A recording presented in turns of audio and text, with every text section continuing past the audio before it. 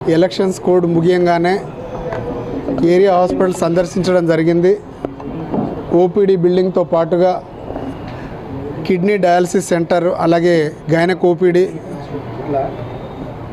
పాటుగా ఇక్కడ డిఐసి సెంటర్ను సందర్శించడం, ఇదే బిల్డింగ్లో డాక్టర్సు ప్రతి డిపార్ట్మెంట్ హెడ్స్తో పాటుగా ఒక మీటింగ్ ఒకటి కండక్ట్ చేయడం జరిగింది. ఆ మీటింగ్కి నేను కూడా అటెండ్ అయ్యి అందరూ ప్రొఫెసర్లకు, లెక్చరర్లకు, అసిస్టెంట్ ప్రొఫెసర్లు అందరికీ వాళ్ళకు సలహాలు సూచనలు ఇవ్వడం జరిగింది.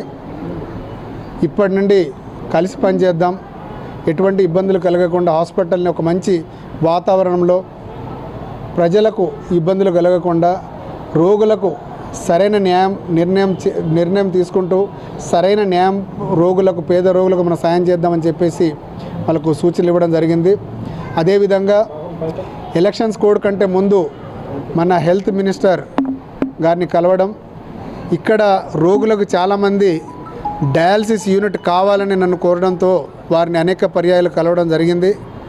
అలాగే హెల్త్ మినిస్టర్ గారు దామోదర్ రాజనరసింహ గారు వారు పెద్ద మనసుతోటి మన గవర్నమెంట్ హాస్పిటల్లో మన మహబూబాద్ జిల్లా హెడ్ క్వార్టర్స్లో 5 డయాలసిస్ యూనిట్లను శాంక్షన్ చేయడం జరిగింది.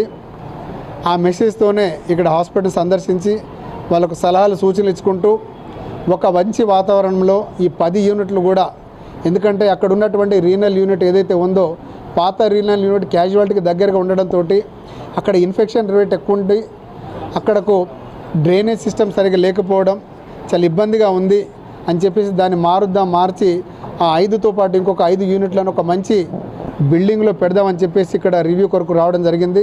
మరి ఇంకొక 15 రోజుల్లో మళ్ళీ ఒక మీటింగ్ పెట్టుకొని ఆ డయాలసిస్ యూనిట్ని ఎక్కడ స్థాపించాలి, ఒక మంచి ప్లేస్లో పెడదాం, ప్రజలకు రోగులకు ఇబ్బంది కలగకుండా ఒక మంచి అట్మాస్ఫియర్లో పెడదామని చెప్పేసి వాళ్ళందరికీ సలహాలు సూచనలు చేయడం జరిగింది. ఇదే విధంగా నా పేరెంట్ డిపార్ట్మెంట్, నేను డాక్టర్గా ఉండడము, హాస్పిటల్స్ని మాత్రం బాగా కష్టపడి అభివృద్ధి చేద్దామని చెప్పేసి వాళ్ళందరికీ సలహాలు సూచించడం జరిగింది.